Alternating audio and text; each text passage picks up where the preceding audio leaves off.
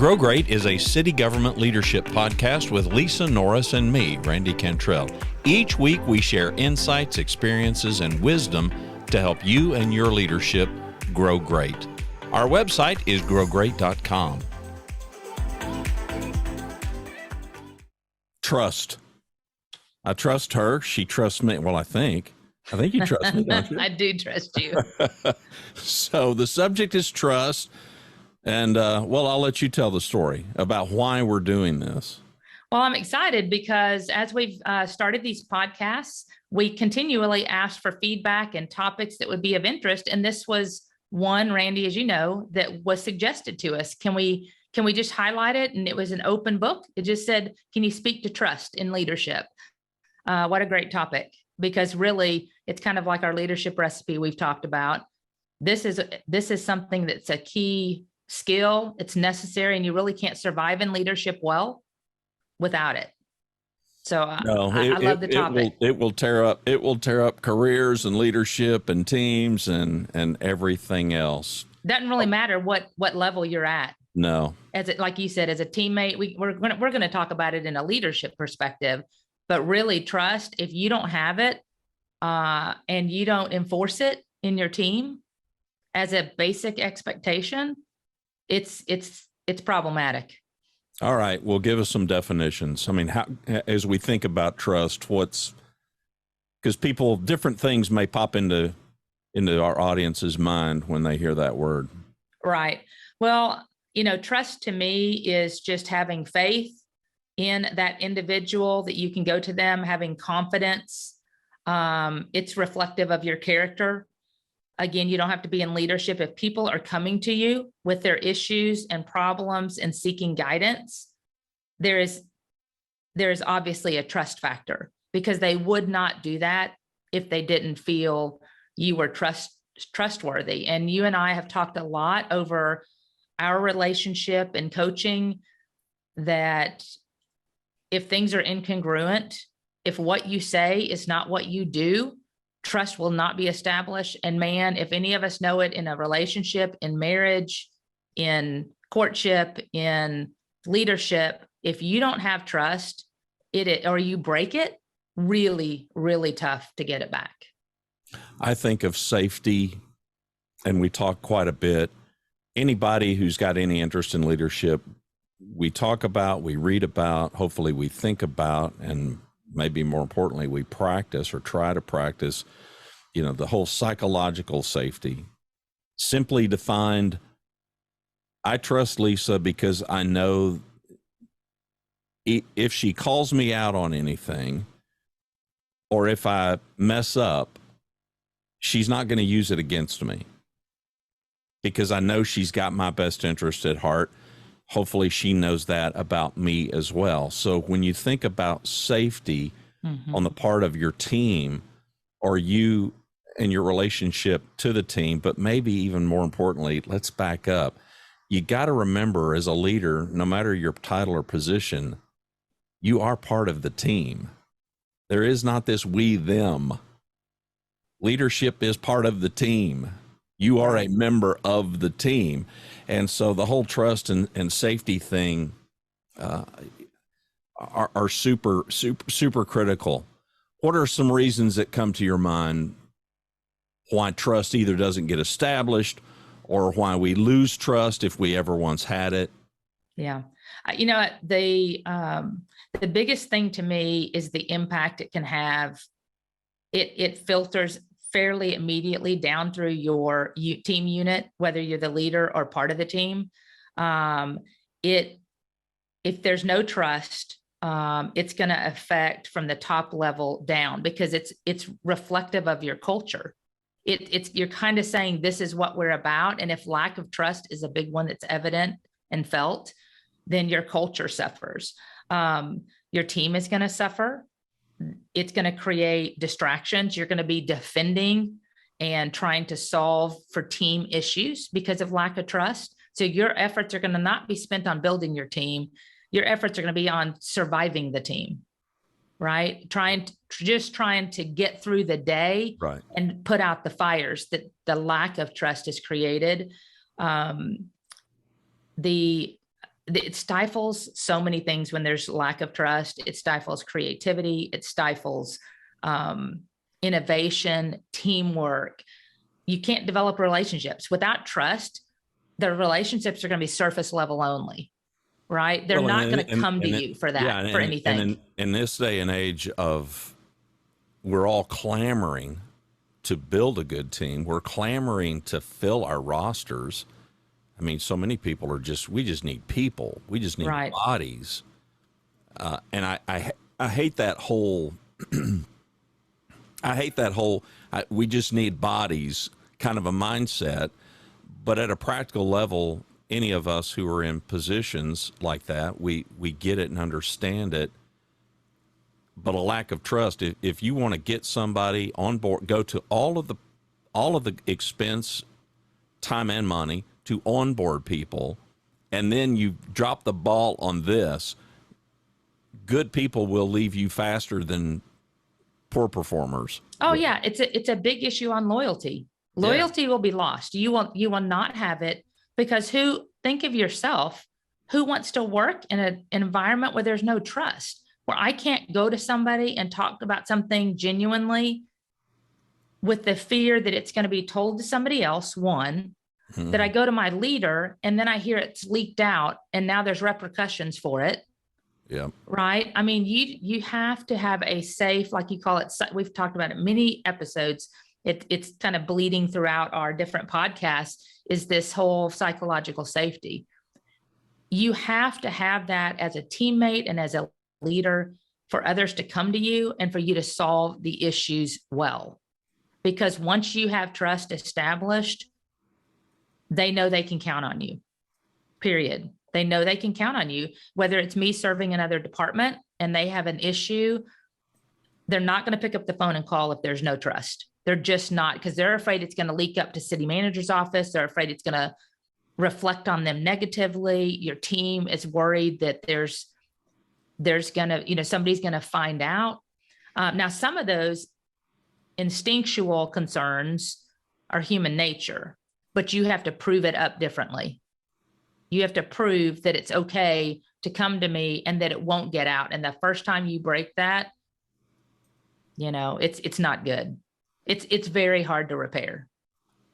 Yeah. The confidentiality, to understand in that moment, the degree of confidentiality that is needed, that's required. I spend an awful lot of time, as you well know, in the story. And the story not being some act of fiction, but the story being fact, and the story being the story that we tell ourselves, because we all do. We're all trying to figure out where we fit, how we fit. How do I make a difference? Do I make a difference? And everybody on your team is asking those questions. You as a leader, whether you're the boss or not, you're asking those questions of yourself. That's right. And you're trying to figure, you want to fit seamlessly into all of these other puzzle pieces that are the rest of the team to know that you fit. Big problem that I have discovered over the course of my career is good performers tend to leave when there is this high degree of incongruence.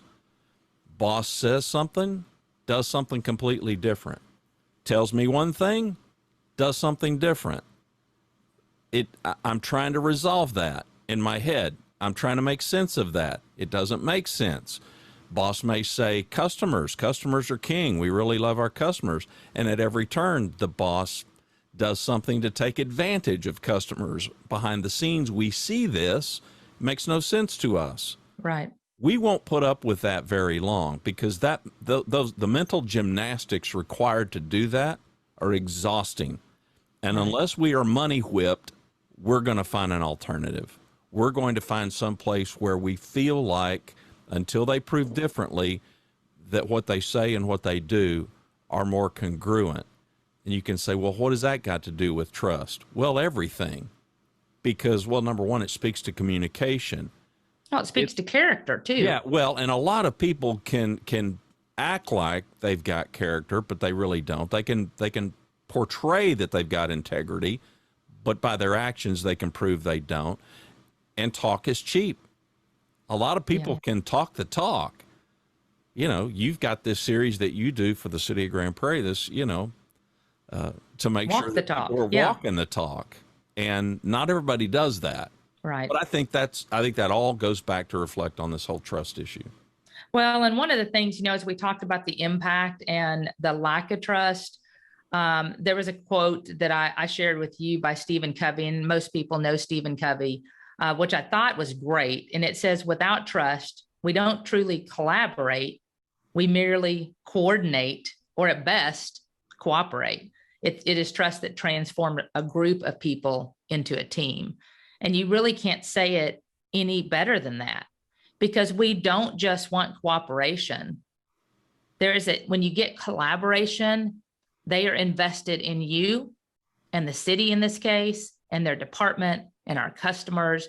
Collaboration is what we want, right? Yep. And it speaks to trust being a root of that being able to be created. All right. So how do we build it? We're a leader, whether formally or informally, whether we have a title or no title, but we really want to build trust. And before you start, I will say this.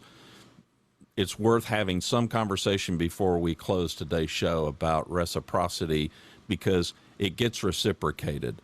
By and large, with good people, if we will exhibit trust, we get trust in return. That's right. And they also want the same when they're dealing with people. They want to, if especially as a leader, you demonstrate trust and show it, they want to do the same, because they're trying to emulate the good people in their lives. And the good people in their lives, think of even in your families, the people you turn to for advice, you trust them. You don't go to the person that makes really bad choices all the time and says one thing and does. You don't go, hey, I'm going to go to that guy, right. In the family. You go to your grandmother, you go to your mother, you go to your best friend, whoever has your best interest at heart, no matter the outcome of what they're going to tell you. Sometimes it's hard news, but you trust them, or you wouldn't seek out their advice. So I think that's important. So when we talk about building trust, I think you said it best to me. You said it starts with just being a good person, right? A good person, not some of the time, all of the time, being a good person with good intents, with their, again, best interest at heart. A big part of that is not shifting blame. I love teammates that will come to me, again, hopefully because of trust, and go, Lisa, I have screwed up. Here's what I've done. And here's what I think the fix is. But they're not afraid to come to me, because they also know I'm not about the problem that was created. I'm about the solution that needs to get it fixed, the outcome, right? Yep. We need to fix, but I don't want them to be afraid to make mistakes, because in City of Grand Prairie anyway, we move at hyperspeed all the time. That's just how we roll. And so I don't want them fearful of making a mistake. I want them to be able to identify the mistake and not repeat it, but it's okay to make it. And I remember, in the words of Tom Hart, that, he was amazing. And he always said, if you're not making a mistake, you're not moving fast enough. Tom was the prior city manager to the. Correct. And he told me that to my face. I mean, he said, if you're not making a mistake, you're not moving fast enough. Don't be afraid of the mistake. Be afraid of the recovery, if you cannot recover from it. Well, it's invaluable learning. I grew up in the retail trade, and there was the infamous story of a buyer who made a horrific buying decision. I'm sure it's mythical, but it does relay a point. Had made a purchase of $1 million of some item, and the company had to take a major hit on it. CEO is asked, well, you're going to fire that guy, aren't you? And he said, you kidding me? I just bought $1 million lesson for this guy. You think I'm letting him walk out the door? You're crazy. And great organizations, okay, forget the $1 million part of it, but the point of the story is still valid. Moving fast, correcting as we go along. I have likened it to, you're a hunter. I'm not.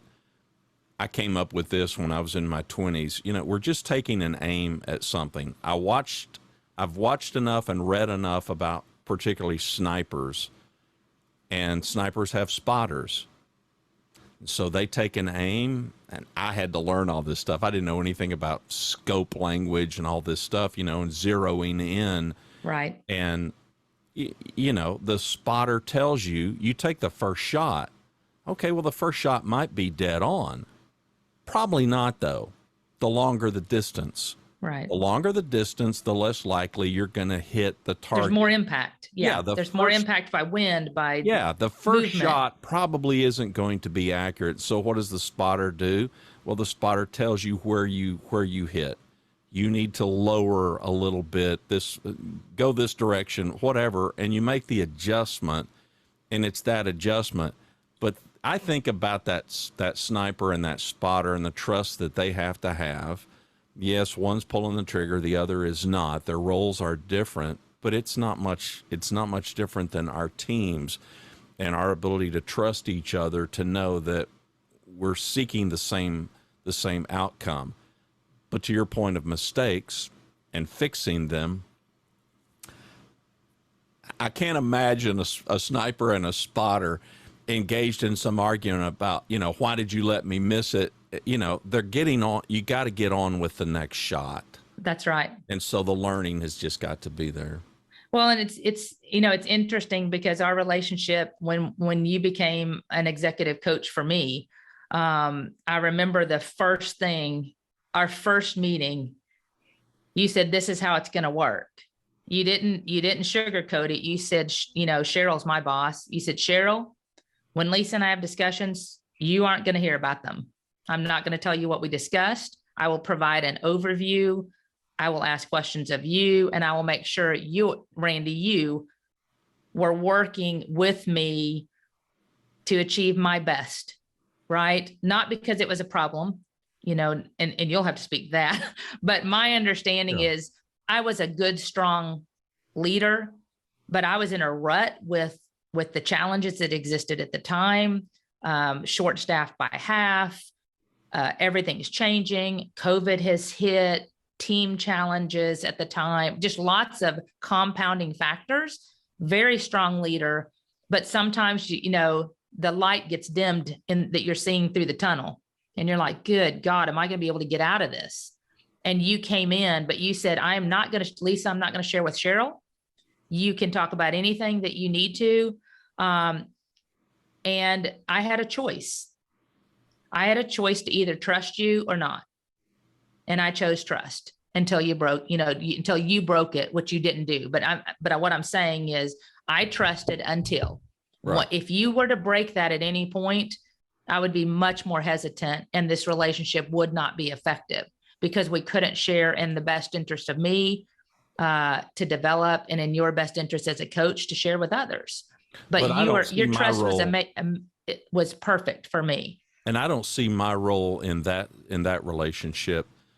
I see my role in that relationship being a mirror image of just what leadership trust ought to look like. That's right. To Cheryl's credit, she never asked, but she knew the rules going in. And and she trusts as well. Yeah. And I'll make this side point. I've told you before, I told you in that first meeting, cities don't give me purchase orders to help expedite people out the door. Cities make investments in their top leaders. They make investments in people that they have faith and confidence in, that they want to try to help get to the next level, at least in my career. That's right. So and they know my goal. They know that I want to eventually be an ACM and they want to help me get there and get to the next mark. But I was in a rut and you know me, I knew I had ability, but I just couldn't see out of the fog. I just couldn't get through the fog. It was just continual fog. Well, right? everybody, in that moment, everybody listening has experienced this. Oh yeah. He called it a book. He said it's a humankind. chapter. It's not the book. It's a chapter in the book. right. It's that That's road bump. That's So for the listeners, guys, I've been in this industry a long time. Many of you call me, you know, for assistance or guidance, but this happens to all of us. And if you haven't experienced, good for you. But just I wait. expect that you will. Yeah. And you haven't been in the industry very long. That's all that says. We all Well, have but- the moments. Yeah. And forgiving us of our weaknesses, moving on to the solution, Sure. like you said. But again, it kind of goes back to that safety thing. It's not going to be used against me. I'm not going to get beat over the head with this problem. You know, I've used the illustration. It's really brief. I'm 15. I'm 16 years old.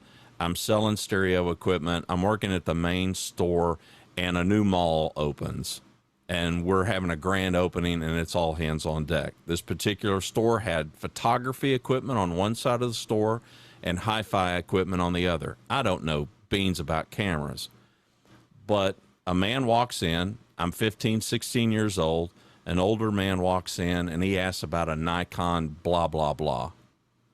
I spot my boss across the way. Actually, my boss's boss, the general manager of the whole joint. His name was Don. I spot Don, and we go up to Don, and I said, Don, this guy's looking for a Nikon blah, blah, blah. Don says, I'll be happy to help you. He escorts the man over to the photography department. I go on about my business. Within 10 or 15 minutes, I spot Don standing in front of the stockroom door, which is closed, and I get this signal. And I'm like, uh-oh. I have no idea what I've done. Uh-oh, Don's signaling me. Yeah. And so Don takes me into the back stockroom. He closes the door, and he said, Randy, do you remember the man that you brought up to me looking for a Nikon XY? I said, yeah. He said, Randy, our shoppers are gentlemen. They're not guys. And I did one of these. And that's all he said. And I said, I completely get it. Now, I was 15 or 16. I'm 65. I have told that story millions of times, and that's the impact that it has. Right. There's somebody that was safe. He had my best interest at heart. It wasn't a long, protracted kind of a thing. He didn't use it against me. He didn't beat me over the head. He helped me out. He Right. absolutely helped me out. And I left that meeting. Do you think I left that meeting with my tail between my... No, I left that No. meeting thankful that I worked for a guy like that. That's right. So going back to our, your original question was, how do we build trust? And we talked about being a good person. We've talked about keeping their best interest at heart. Another issue is just accountability. I always tell my staff and my leaders, inspect what you expect. It's very easy to say, hey, let's do this. And we're rolling out a program, and you just think it's going perfectly. But, they'll say, yeah, staff says they've gotten 60% of it done. Okay. And my next question is, okay, can you show that to me? Show me where we were and where we're at. And they're like, well, I mean, I haven't actually put it to numbers. I said, well, let's inspect what we expect. Let's just have them pull it, and let's make sure we're really at 60%. And that, guys, this is not about proving somebody wrong. This is making sure we're accountable, that they know we're truly looking at the numbers, looking at the production, so that what we say is what we do. And then just confirming that, so they can, if they come up and say, well, actually, we're only at about 40%. Okay, no worries. What are we going to do over the next year? Our goal is by by September 30th for CMO, we have to have this cranked out to 0. So why don't you set a plan in action to get the other 60% done? I didn't focus on the 40% that's different from the 60% they originally communicated. We focus on, okay, now how do we get the rest of it done by the deadline, and let them come up with it. So I think holding them accountable is critical, but I also think that we need to evidence that as leaders. We have to demonstrate it, be a role model. I think you said it, go the extra mile. We have to demonstrate what we also expect of them. We need to be doing that ourselves. But it does speak to accuracy of communication. That's right. Because it's easy for us to say to our boss or to a teammate, it's easy for us to exaggerate. It's we're not going to call it lying, but it's easy for us to, okay, we say 60% because 60% is going to sound better than 40%. That's all great and wonderful. Except if 40% is accurate and 60 is inaccurate, well, how are you going to trust that? Yeah, right. You're going to be asking more details in the future. Yeah. Show me before I tell Lisa. Yeah, exactly. So that's a surefire way to break trust. try to amplify something to overstate something. And man alive, do I see leaders get this wrong, because we realize we need to have some front facing messaging that's out there. Now tap the brakes. If you are a boss, and the higher up you are, the more privy you are to information that you can't share it. That's right. Or you can't share it maybe as quickly as you would want to. That's That's right. just the nature of the beast. So we're not talking about being disingenuous. We're not talking about lying. We're not talking about being deceptive. We're talking about being honest and open. Well, as and much- wise. Yes, as much as you can. But to me, come on, we got to get back to the roots of the whole definition of leadership. How can we serve these people? Those of us that are parents, if you've ever had any kind of hard times, depending on the age of your kids, you don't go dump that on your kids, right? I mean, That's right. we just circle the wagons and we do what we have to do, and we want to protect the kids. But why would we burden them with that? They can't do one thing about it. It would be unnecessary. It serves them no useful purpose at all. And if we think about our team in the same way, sharing anything and everything that that could impact them, but they can't do anything about it, tap the brakes. That does not mean that you're a bad human. It does not mean that you aren't open and honest. There's some things that maybe you and I in our coaching sessions that you have shared. I don't know who all you share that with. It's not for me to judge. I just know I'm not going to. That's right. And I think in the same way with communication, and I think it also speaks to how vulnerable, we are. Now, I'm a guy who can get emotional. You have seen me tear up. I've seen you tear up. I'm a guy who just doesn't fight that.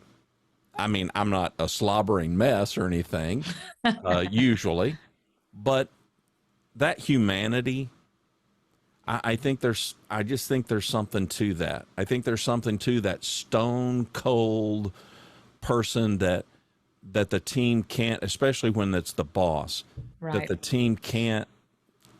It's like they don't seem like they're one of us. Yeah. And I see it so many times with leaders who tend to feel like, I'm here, they're there. No, you're all in this together. Your role is different, but you are all in this together. I may have more authority by my role, but the impact of the team members can be equally beneficial, right? It just depends on the role you're at. I often say some of our lowest level employees have the best ideas and best wisdom to share, especially when I'm looking into areas that we need to improve upon. I don't dictate how we need to fix something. I ask, right? Yeah, well, if you want to fix it, go ask the people in the trenches, because they're dealing with it every day. That's right. That's right.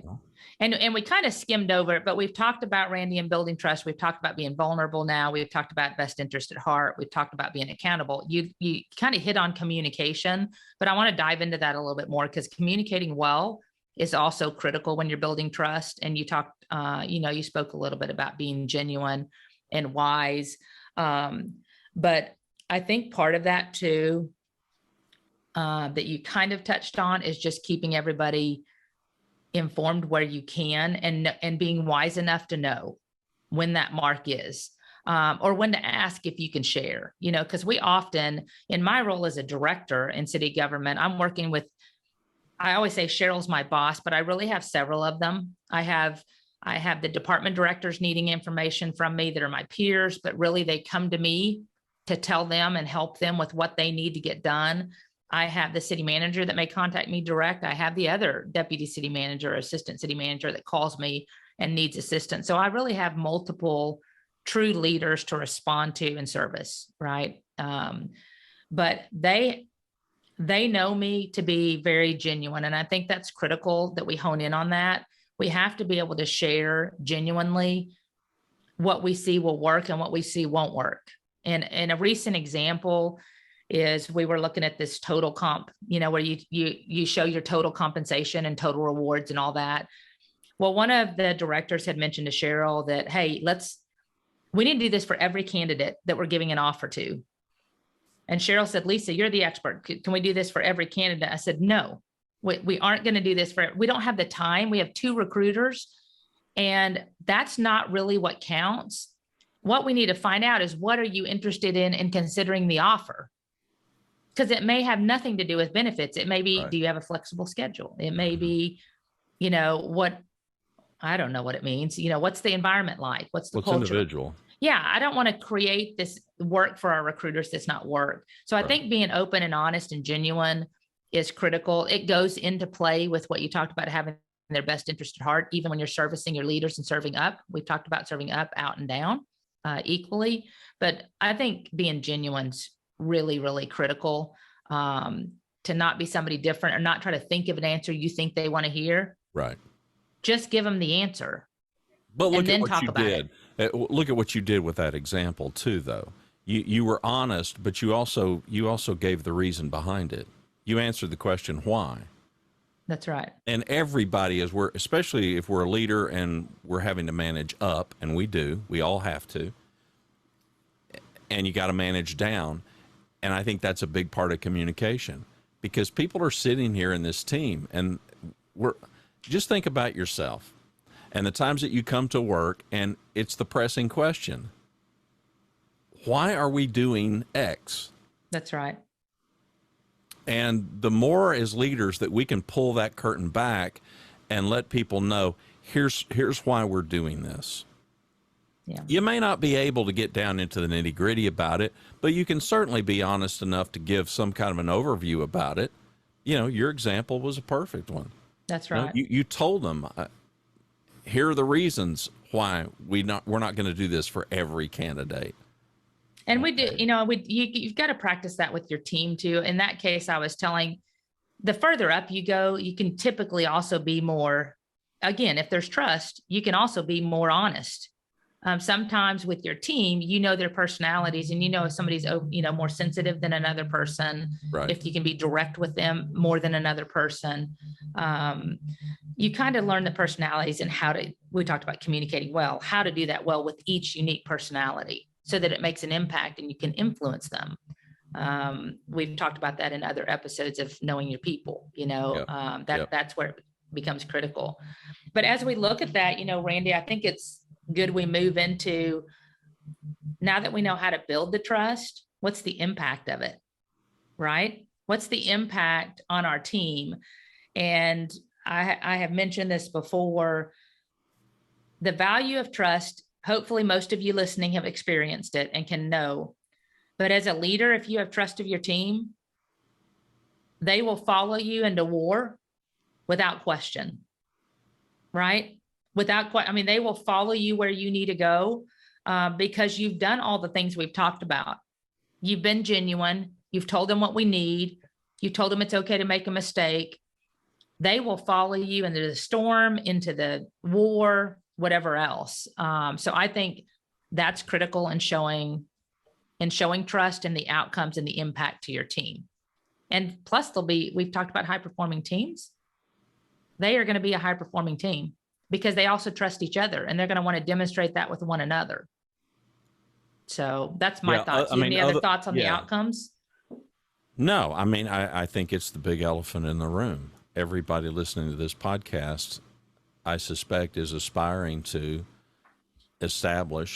build a high-performing culture. And if you've already got one, to see maybe there's a next level that we can get to. And then once you ascend to the mountaintop, now you got to stay there. And that's in this day and age, in every day and age, that's infinitely harder and harder and harder to do. It's really difficult to repeat as a champion, because you got a mark on your back. But being part of a group like that, it's amazing. I can sit with CEOs and I can ask, describe for me a great team experience. And it's amazing how far back those stories go. It's very common for it to be a story of Little League sports. and you're sitting here with a middle-aged guy or a middle-aged woman, and they're going back to maybe a high school team, maybe being part of the band at their high school or something like that. And you're like, you've had a professional career that spans over 30 years, and yet that's the example. Now, on one hand, we could say, well, man, isn't that sad? And it is, but it does speak to the power of it. Because you can look at these people as they're telling these stories and their eyes light up, their face lights up. They're 11 again. They're 14 again. They're 17 again. And that's not who's sitting in front of me. This person's way older than that, but in their mind, that's what they remember. That's the power of a great team. Yeah, and hopefully we've all experienced one. Yeah, least. And I've always said this before, and we will definitely get him on the show at some point. But I talk about Don. You talk about trust, whether it was at work, and again, you go back to sports. Don's her husband. Yes, and we go back out. He always had this way, even in his work environment. But with the kids, he started coaching them. I always get the ages wrong. He was like 8-ish. We had a coach that died of diabetes, and that we were on the team, and all of a sudden the parents are like, "Hey, Don, can you take over the team?" He goes, I don't even know how to coach. I mean, and they're like, "Well, we just need somebody to do it, and we want you to do it." I mean, this is my version. You'd have to hear his. Yeah. But the bottom line being, he coached these kids, and Don, forgive my language, I mean, he was a hard ass on these kids. Yeah. But the way he did it was out of absolute trust in their best interest at heart. And he would get on to them equally as well as he would reward them in the good moment. And it didn't matter the kid. Mm-hmm. He took the best out of each of them, identified it, and used it for the good of the team. The reason I say this is we had one particular game, and we were always in tournaments, and this was a rec league, not a we were a rec league, but we went and select. Mm-hmm. But this was just a bunch of kids in the neighborhood that were around us and just happened to be athletes. But there was one particular kid, and he would pitch, and that ball would come in at an arc. You think of a fastball, drop. His would go and come in. Well, we were in this tournament and playing the best. We were like, we're going to get beat by this team in the championship game. And I remember Don going up to, his name was Lucas, and he's like, "Lucas, you're going into pitch."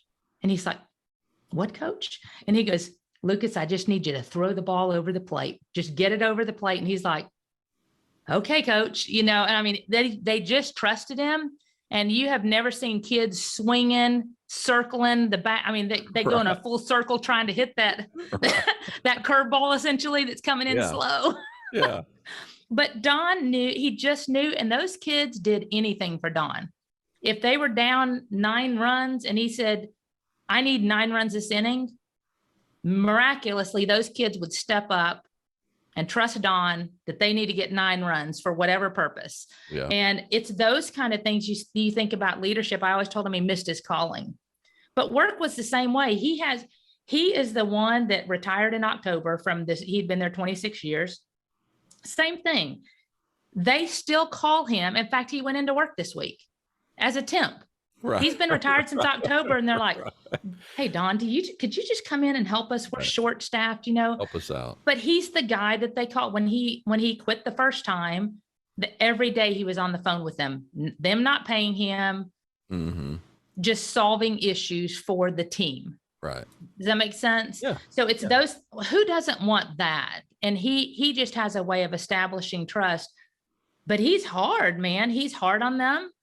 But when they do he helped. I remember one of the ladies there, he said he helped teach her how to write emails.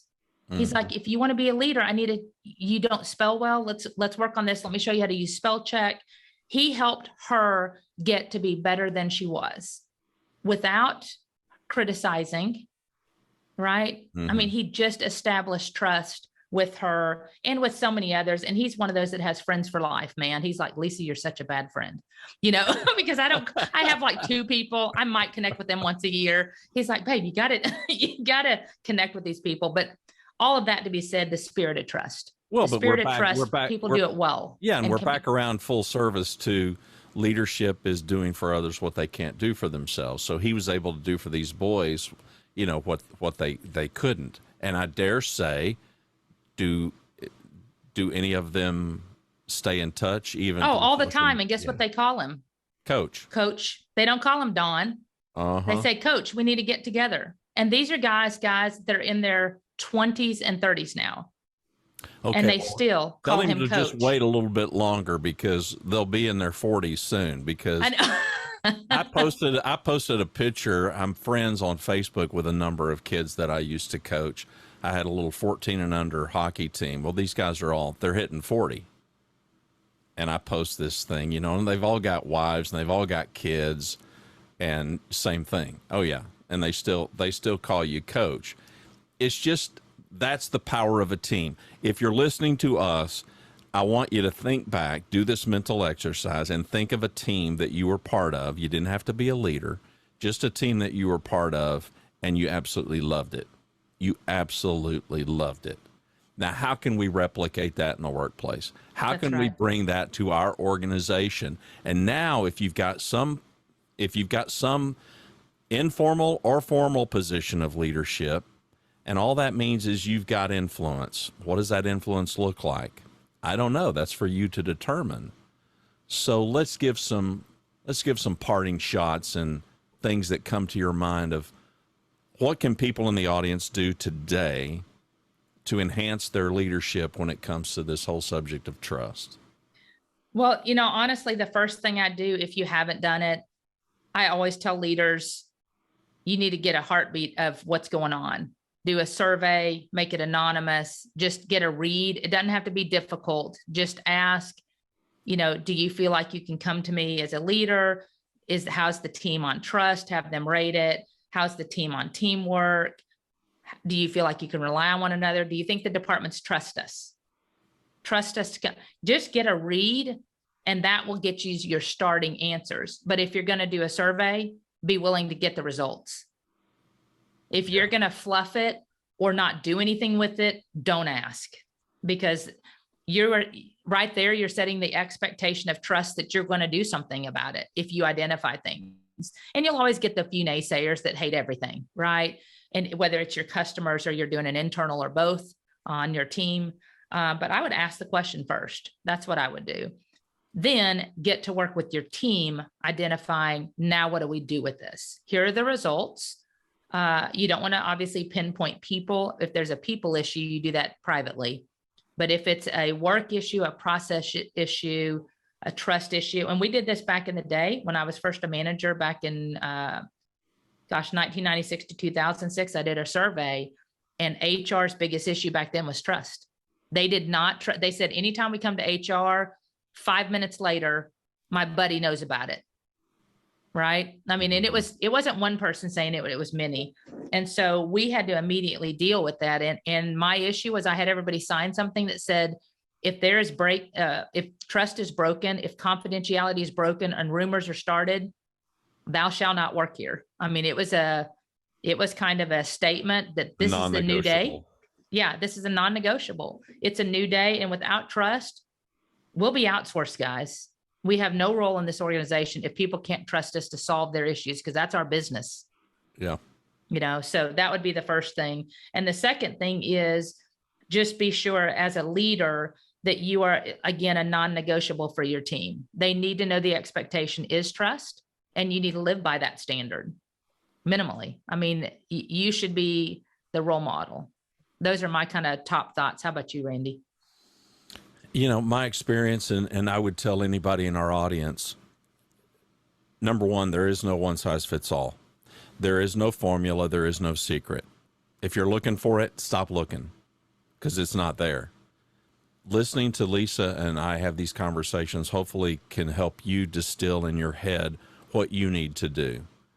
Lisa and I, she will tell you that we've spent a lot of time role playing with you know, sometimes she would ask me, well, what would you do? And I'm like, well, you're not me, but I will show you what it looks like. I will show you what it sounds like, but I don't want you to do what I do. I want you to do what you need to do. So for me, it kind of starts there. You've got to be authentic. You've just got to be true to yourself. Now, if you're a jerk, stop being a jerk. Convert yourself into a real good human being. We talked about being a good person first. You know, so if you're a jerk or a more colorful phrase that's leaping to all of our minds, stop being that, because you're not going to fool anybody. But for me, you know, it just starts with communication, and it starts with vulnerability. It's not politically correct, but I'm going to say it anyway. It's a phrase that I've used for a long time. I know it's not culturally appropriate necessarily, but it's, I'll show you my underwear first, and then it gets reciprocated. All that is a metaphor for vulnerability. If you've ever sat down with somebody and you've shared something really heartfelt with them, you've likely gotten that in return. Right. Because we feel like if somebody trusts me enough to share this with me, I can probably trust them back. So for me, as a guy who would come in, I didn't live in the startup world. I lived in more of the, you know, the turnover world, the world of, okay, we've been going and it ain't going so well, and we need somebody to come in and kind of fix this. So that was more my leadership role in my career. So you come in and I sit down and I have a conversation and I just tell them plain straight up, I'm here because the last cat didn't do so well. Right. And things are not good, and they're not going to be good, but we got to make them good. And here's my problems. And here's what I'm trusting you guys to help me with. Mm-hmm. And it just gets reciprocated. I don't know what that looks like for our listeners and viewers in your world, but those problems, think of a problem. No, I wouldn't, don't tackle the biggest one. For me, it would, in running retailing companies, it almost always began in the back room. You can mark it down, a company that isn't doing so well, show me their warehouse, show me their stock room, show me behind the curtain, and I can promise you it's chaos and it's a wreck. So for me, it was quite literally physical housekeeping, house cleaning. Right. And after hours, we're having a cleanup party. Well, everybody got engaged, and you kind of sit back and your hands are on your hips and you're looking, and it's, I mean, what looked like just a big gob mess before, now you've got people that are, this looks really good. This looks really good. And so you had this point of pride. Well, it wasn't anything that customers ever saw, but everybody on the team did. That was what I chose to do. That's right. So I would suggest, you know, pick something that your team, you need them. I don't have to convince you you need them. If I have to convince you that you need them, then you are listening to the wrong podcast. I can't suggest one for you because I don't know which one would help you, but you absolutely have to know that you need these people to perform these things, and you've got to be the one who helps them do what they otherwise can't do. Otherwise, I don't know why you're there. You got no purpose. If they can do it without you, then the organization's got no need for you. That's right. So you've got to carry their water. You've got to fight their battles. You've got to smooth out their learning curves. You've got to take the roadblocks out. You've got to flatten the speed bumps.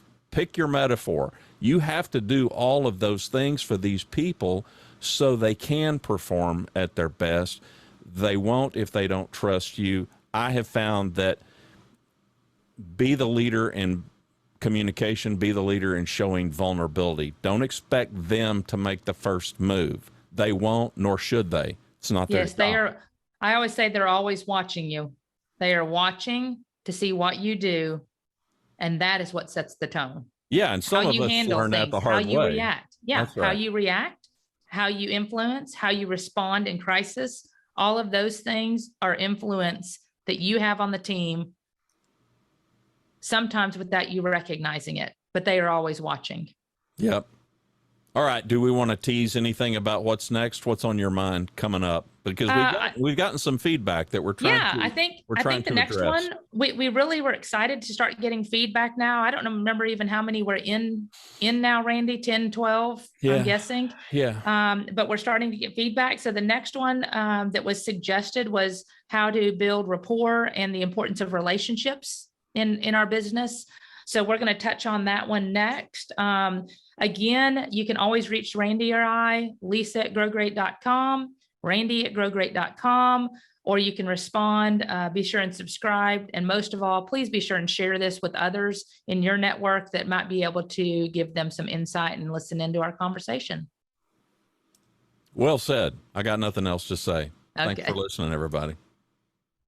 All right. We forgot one thing. We were going to remind the audience. So you didn't have a show this Wednesday. We have typically published on Wednesdays. Lisa and I made an executive decision as the leaders that we are. We're going to lead by example. Yeah, we made a decision for all of you that we are going to release on Friday. Now, I will give you just, not that you care, but we will tell you, it seems to us, and of course, Lisa's in the space, steeped in the space of city government, that later in the week might be better. The great thing about podcasts is it's time shifted, so you can listen to it anytime that you want. But we do have people that, thankfully, and we really appreciate you because, hey, without you, we're just two people having a conversation, which is plenty engaging and fun for us, but not much help for you. So thanks for listening. But you can expect the episodes to be released on Friday mornings. So by the time you wake up on Friday, Lord willing, we'll stay true to our promise, and we'll release the episodes now every Friday. That's right. So there may be some special episodes that we want to squeeze in there along the way. Tends to happen with podcasting. But anyway, didn't want you feeling panic like, did I miss an episode on Wednesday? You did not. So you've just seen the first episode that was on a Friday. So we wanted to squeeze that in. Got anything else you want to add? Nope. We're good to go. Look forward to the next conversation. Yep. See ya. Thanks for watching and listening to Grow Great, a city government leadership podcast. For Lisa Norris, I'm Randy Cantrell. Be well, do good, grow great. The website is growgreat.com.